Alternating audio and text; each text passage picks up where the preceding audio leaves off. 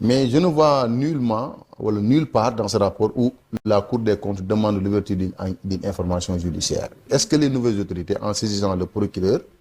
ou même l'ancien régime, sous Macky Sall, le procureur avait été saisi. Mais gis à l'époque, uniquement d'âge, parce que Cour des comptes, recommandation, il y fait que basé sur le rapport, d'âge, il est convoqué. Mais est-ce que nous avons si d'âge? Est-ce que nous, aujourd'hui, avec les faits ñu ne daaj yi rek ñooy fautif alors que wax dëgg yàlla tout le monde xam nañ ce qui se passe au Sénégal fii Sénégal laa wax benn daaj du fi def lu neexut son ministre tutelle amul xam nga ce qu'il y a dans les textes et ce qu'il y a dans les réalités c'est autre chose peut-être am na yoo xam ne waxtaan bi sax àggu fa duñ ko peut-être duñ ko mën a wax mais dëgg yi mooy fii même ce sont les ministres ñooy choisir seeni daaj ñooy proposer seeni daaj président de la République nommé ko bu ñuy choisir dañuy choisir koo xam ne daanaka luñ ko wax loo lay def luñ ko wax lay def donc aujourd'hui s'il y a un carnage financier Cour des comptes décèle ko wax ne daaj yi ñoo ko def demande à ce qu'on ouvre une information judiciaire en rencontre de ces daaj moi je ne pense nullement que war nañu bàyyi aussi les ministères tutelle seulement nag les ministres il faut comprendre que c'est la haute cour de justice moo leen mën a déglu moo leen mën a àtte te le procureur mën na am le pouvoir d'écouter d'anciens ministres, mais quand il s'agit de faire un procès, il appartient à la haute cour de justice, donc ça pose un problème. Maintenant, ces nouvelles autorités-là aussi, déguenant le ministre de la Justice, wax ne danañ joxe rapport yi wala danañ jox juge d'instruction mais bu ñu tànnee suñuy juge donte man d'accord ma si wax jooju bëgg a wax ne way juge yi fi nekk dañ leen di dindi indi yeneen juge pour mën a joxe pour mën a instruire ça c'est pas du tout normal. Que ça soit Mansour Faye nekkoon jëwriñ ca nguuru Macky Sall jëwriñ bi ñu dénk wàllu infrastructure Mimi Touré moom it nekkoon na jëwriñ ci Macky Sall ba muy nekk njiitu réew.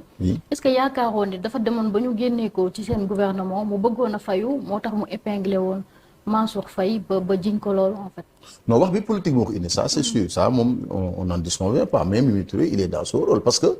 Mimi Touré il faut comprendre que moom jàpp na ne dañ ko xañ présidence assemblée nationale Mansour Faye mii def si bokk. parce que tout simplement à l'époque boo ko déggee mu wax def ne woon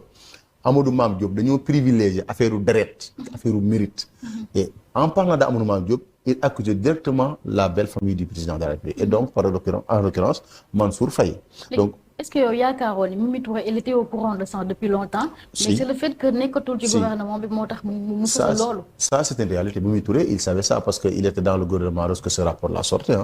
je pense bien il était dans la mouvance présidentielle donc maintenant nag nekkatu fa aujourd'hui Mimi Touré si président ci Diomaye président la nekk aujourd'hui lu yàqal ñee lay def et buy accusé Mansour Faye da ngay gis ñaar dafa am loo xam ne moom jàppal na ko personnellement Mansour Faye comme ni ma ko waxee parce que Mansour Faye moo ko xañ wala famille Mansour Faye en tout cas ñoo ko xañ président Assemblée nationale beneen bi nag mooy il est dans la politique aujourd'hui aussi il essaie de faire pression sur l'État sur la justice pour que ce dossier-là la Covid-19 aussi ñu mën ko yëkkati parce que bu ñu ko yëkkatee moom xëy na bokk na si ñu jàpp ne Mansour Faye mënul rëcc donc en quelque sorte am na benn esprit revanchard bu mu siy demee mais je dis qu'en politique toutes les armes en tout cas sont bons quand tu sais que l'ennemi aujourd'hui il n'est pas dans une bonne posture aujourd'hui Mimi Touré n'a fait que utiliser un rapport boo xam ne jàpp ne dafay taqal Mansour Faye teg na ko sur la place publique tribunal nee na ko taqaloo ko nañ si déggee Mansour Faye bu ëllëgee bu nit taxawee na ko da nga koo taqal wala nan la haute cour de justice ëllëg di taxaw ne Sénégalais yi Mansour Faye deful dara alors que ñi ne Mansour Faye dafa caxatee alalu réew mi tribunal nee na Mimi Touré yàqoo deru Mansour Faye mooy li nga wax dëgg la léegi Mansour Faye bu ëllëgee est-ce que mën na génn si loolu dès l'instant rapport bi cité wut turam mais cité wut turam expressement Mansour Faye mais en disant ministre du développement communautaire on sait bien que il parle de Mansour Faye c'est ça waaw Fall lu ñuy fàttali rek procès boobu noonu jox na dëgg kii di Aminata Touré di am yaakaar ni rapport Cour des comptes bu génnee dinañ mën a régler ba teg loxo ñi nga xam ne ñoom lañ épinglé ci biir yooyu les rapports wax ci leneen. mais foofu dañ def nag xam nga Cour des comptes dafay sukkandiku si ay textes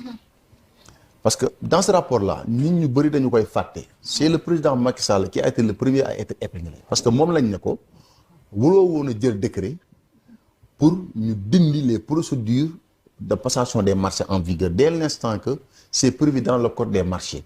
En cas de crise wala en cas de force majeure il y a des textes yoo xam ne dootul entrer en vigueur moo tax ñu mën a def par entente directe. Donc ça a été des dispositions prévues par le code des marchés alors qu'à l'époque Macky Sall avait pris un décret pour ñu mettre presque le code des marchés à l'abri maam dootul bokk maintenant pour affaire yi gën a gaaw alors que Cour des comptes nee na ko loolu warul woon a am parce que c'est déjà prévu par le code des marchés. Mais pour dire que Cour des comptes mën na épingler nit ne ko da nga def surfacturation de 2 milliards mais xam nga Cour des comptes du tëj moo tax muy demande d'ouverture d'une information judiciaire mën nga dem tribunal nga prouver que leen ne à l'époque donte amoon na un document en vigueur buy wane ne ceeb kilo tonne bi mi ngi jël 250 000 francs mais boobu demande bi forte na forte boo xam ne à l'époque l'Inde Pakistan dañ ne woon dootuñ jaay seen ceeb parce que dañ koy dundee parce que à l'époque adduna bi dafa tëju woon si tu parviens à prouver que à l'époque la demande était tellement forte ba il fallait kilo tonne bi àgg 275 000 boobu waa tribunal du la tëj parce que tribunal li muy xool mooy li nga def même si tu n'as pas respecté les textes mais que tu puisses prouver que c'était opportun à l'époque. Malheureusement aussi dans ce rapport on constate que malgré urgence yi ñu wax yëpp au finish lépp retard donc ils ont utilisé des procédures d'urgence pour mën a lancer seeni marché pour mën a jënd seen ceeb mën a louer seen camion jënd saabu jënd macaroni mais dëgg gi mooy nañ ko waroon a séddale wuñ ko donc yooyu aussi dana tax nit ñi seen xel du dal si ne ba ñuy utiliser alal jooju pour jënd ceeb bi ñuy wax wala li ñuy wax du woon urgence mais dañ ko bëggoon def aussi parce que amoon na lu rax si ginnaaw mooy fexe ba xaalis bi gën a yokk bañ am si dara et aujourd'hui daanaka loolu la Cour des comptes confirme maintenant on attend au niveau du tribunal est-ce que danañ prouver que loolu dañ ko defoon de bonne foi et que c'était nécessaire. lenteur bi fàllu ci rapport Cour des comptes yi. Ilimaanu Jaww yi génnoon na Ousmane Sonko ne yoxoon na rapport yu bari. ça dépend mais ba léegi kenn xamagul fu mbir yi toll est-ce que da nga